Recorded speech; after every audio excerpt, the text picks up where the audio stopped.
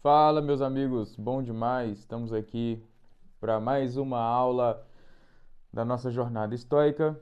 Sejam bem-vindos. Vou pedir algo que eu venho esquecendo, que é deixe seu like.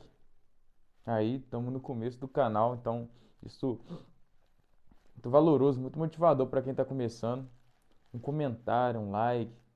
E quem quer acompanhar de perto, quem é interessado no assunto, se inscreva. Vai chegar muito mais. Estou preparando muito mais conteúdos fora a jornada estoica. Só que tem que ir devagar para ir adaptando, porque não é fácil, né? É, Às vezes tirar um tempo para poder estudar preparar outros temas para poder ser exposto aqui. Estou usando meu microfone aqui, espero que esteja funcionando, porque está bem debaixo da barba. Mas vamos lá. O capítulo de hoje nós vamos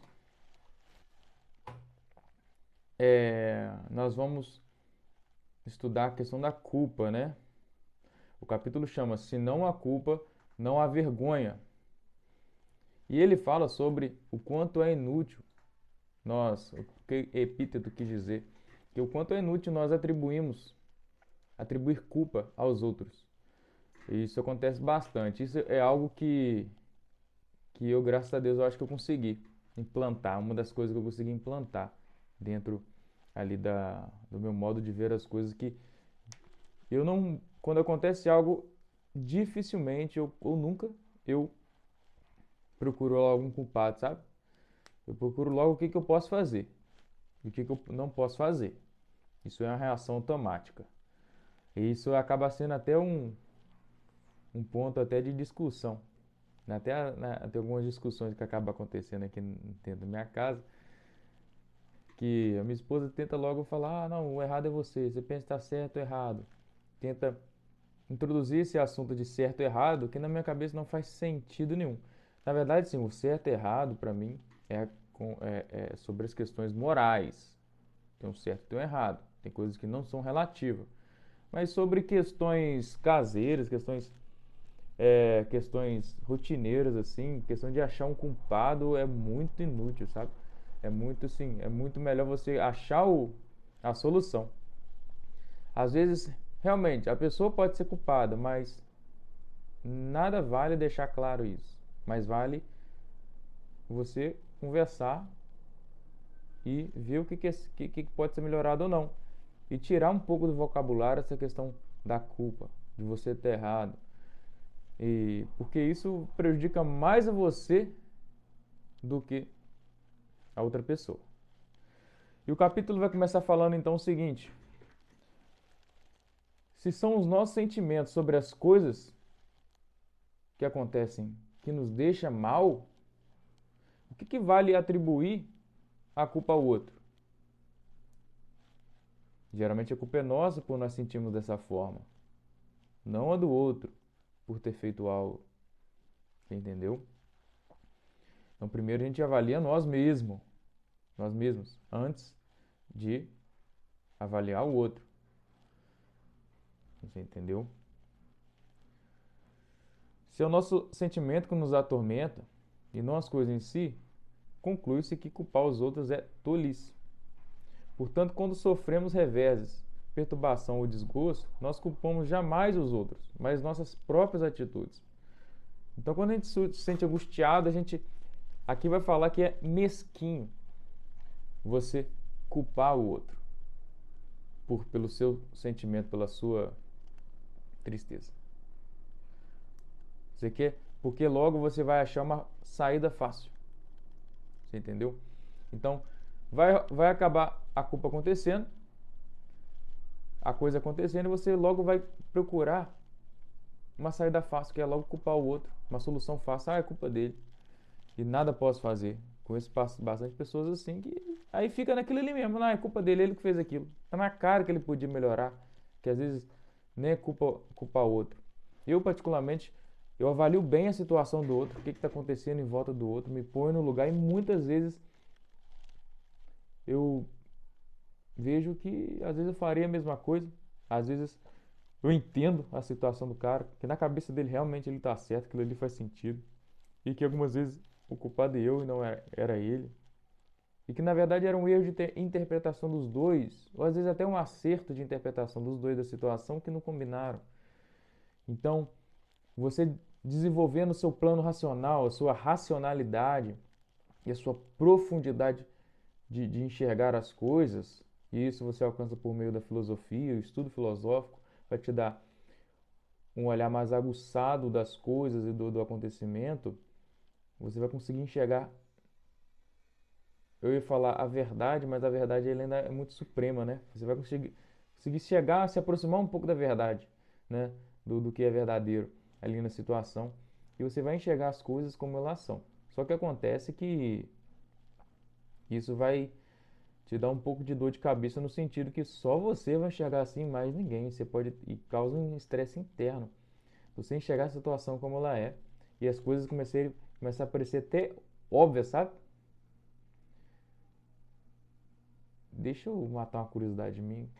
Passou pela cabeça assim, e se não estiver gravando? Tá gravando.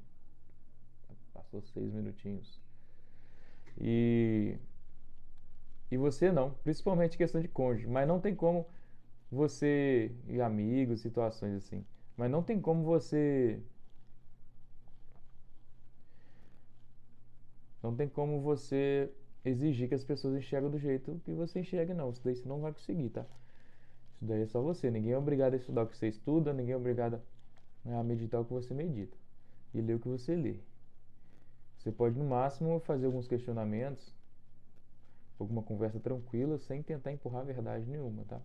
Isso daí é uma realidade. Daí é o afastamento, é o sofrimento do filósofo que vocês vão experimentar aí. Porque é um isolamento mesmo, acaba causando um certo isolamento. E não é pra ser cientista social não, tá, eu sou besta. Não vem com interpretação maluca, não. Na verdade, uma coisa que tem mudado bastante ali a minha visão, que em união com grandes pessoas que você vai estudando, você vai vendo que as pessoas são livros, sabe? Você conversar e prestar atenção nas pessoas. Quando você está acostumando a ler, você se torna um grande leitor, um grande estudioso, você fica conversando com os outros, mas sua cabeça é uma máquina de julgamento. Você vai falar, sabe? A pessoa não sabe de nada. Ou quero logo terminar essa conversa, voltar para minha casa e estudar, não gosto de conversar com os outros. Mas isso é uma atitude de iniciante, tá? Você tem esse pouco de pensamento aí é meio de iniciante, meio de criança ainda nesse meio. Essa vontade de querer estudar logo, estar sempre ali estudando o seu canto, ela é real, ela vai ter, mas se você ficar dando, entender isso como o que você tem que fazer, é besteira. Existe sim o tipo de personalidade, eu chamo de personalidade tomista, né? Que faz referência a São Tomás de Aquino, que é uma pessoa na dele, ficava, né, sozinho, assim como o Bento XVI, e gostava ali, tinha aquela personalidade quieta na dele, e a vida dele era ficar estudando ali, se isolando, mas de forma alguma isso deve ser um isolamento extremo, de fugir das pessoas. Isso não acontecia com essas pessoas. Não acontecia com o São Tomás de Aquino, claro que não. Como é que ele ia pregar? Como é que ele ia falar? Não acontecia com Bento XVI. Foi Papa, inclusive, né? né? Bento XVI é por causa desse nome, né? O nome dele é Joseph Ratzinger. Não acontecia com ele. São João Paulo II, um dos maiores teólogos que nós tivemos aí, incrível, uma envergadura intelectual fora do normal. Todos esses que nós citamos aqui, fora do comum, absurdo, absurdo. Se eu começar a citar aqui algumas coisas, vocês vão ficar encabulado. Mas é um grande líder, uma pessoa que ama os outros. E foi com ele que eu posso dar exemplo, e de Marco Aurélio, um dos maiores imperadores que nós tivemos, que eu aprendi a um pouco valorizar a pessoa como único, como um livro, como, sabe, um ser único. São João Paulo II, ele valorizava tantas pessoas a ponto dele,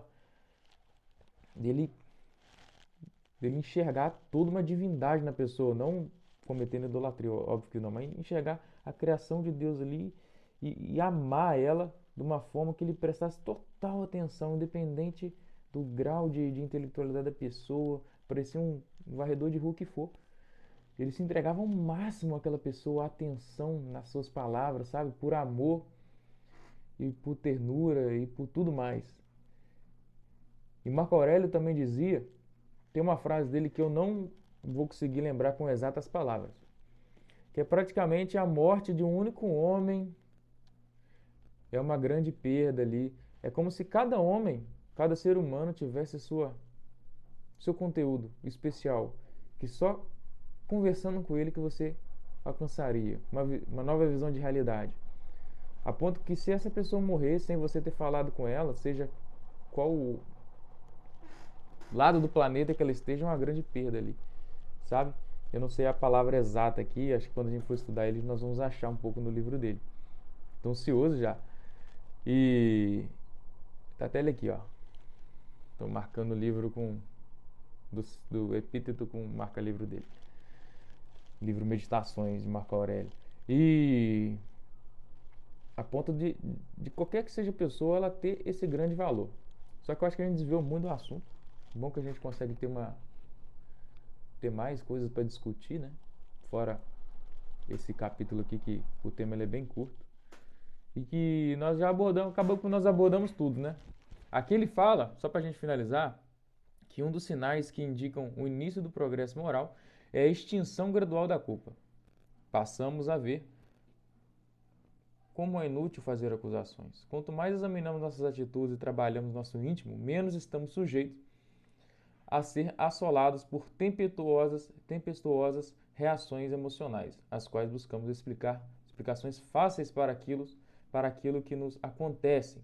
A gente falou da facilidade, né? De achar logo a solução botando a culpa no outro. As coisas simplesmente são como são. As outras pessoas que pensem o que elas quiserem, não é da nossa conta. Senão a culpa, não a vergonha.